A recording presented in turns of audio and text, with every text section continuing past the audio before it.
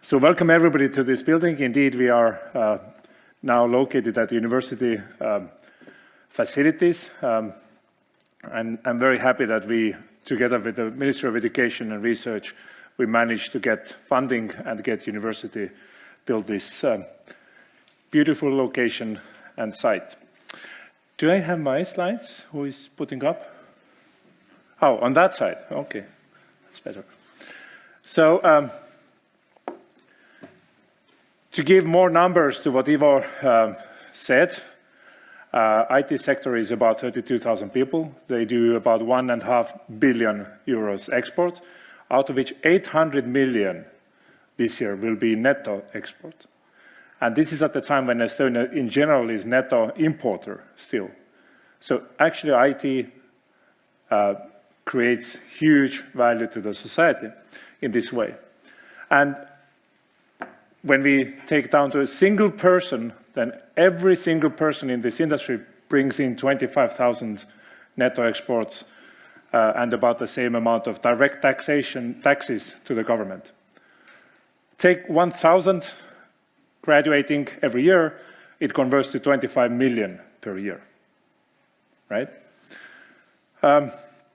IT sector does, when Estonia is talking about research in academia and companies, within companies, over half of the research happens in the IT sector.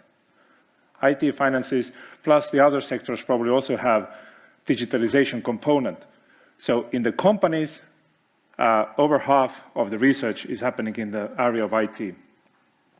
And now the government has big trouble catching up with that lead that the companies are showing.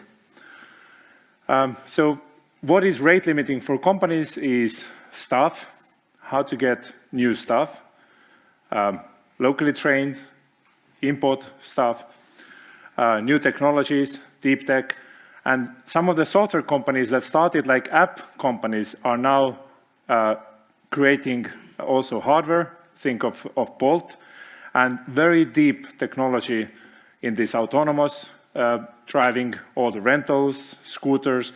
So IT and devices are merging together in this area.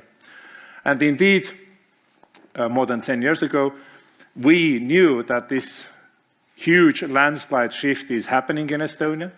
We knew that, and together with the companies, we did propose to the government that it has to be funded better. And this, when we started this is the student numbers at our institute only in here. When we started more than 10 years ago, what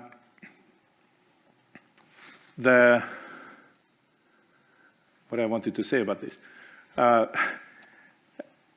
we were limited by a little bit by number of students, by number of teaching staff.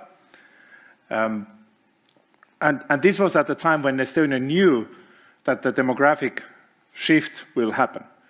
This was at the time when IT industry knew that after a couple of years, universities will get in total twice less students coming from the high schools. And in IT, we dreamed that if we can sustain the same number of students, we would be already hugely successful.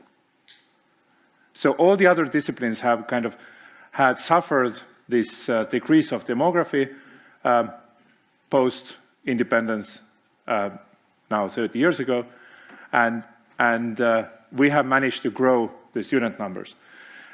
So this is against the normal tide at the universities. Of course, we have also had to increase the number of teaching staff.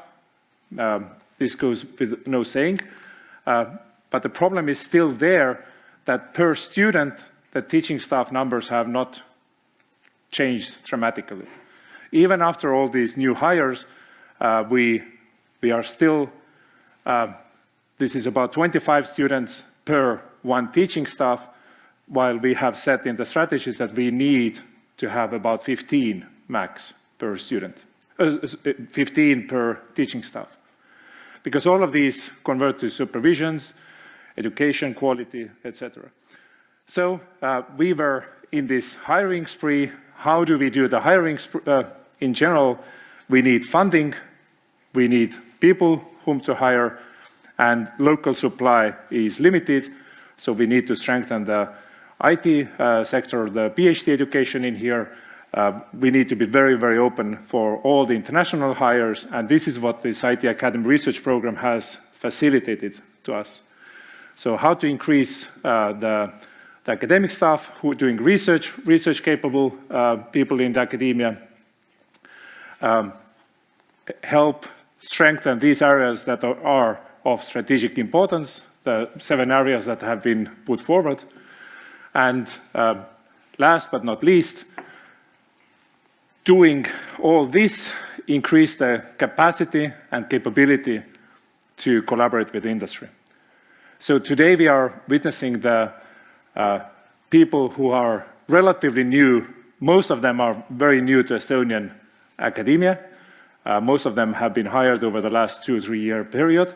Many of them are very, very young, early in their research careers, and this is what we are witnessing in this conference.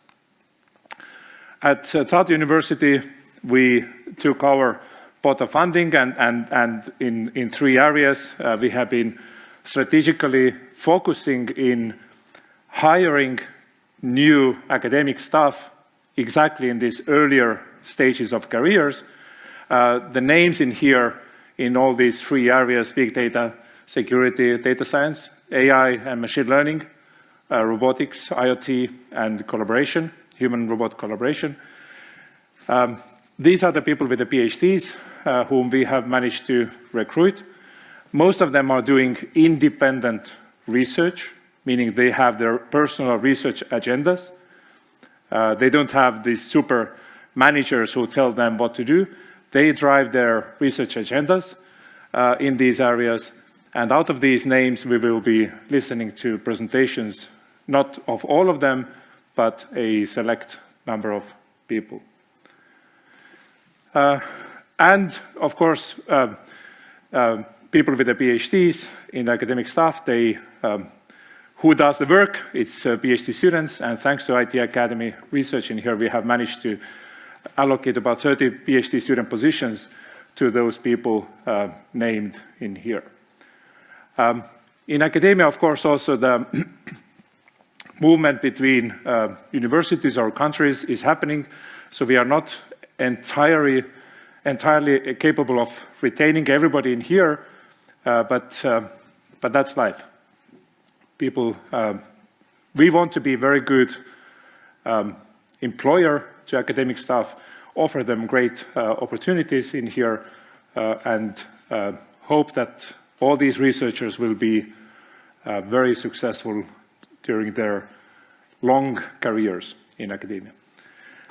And with this introduction, now the session is next. Kuldar Taveter will present about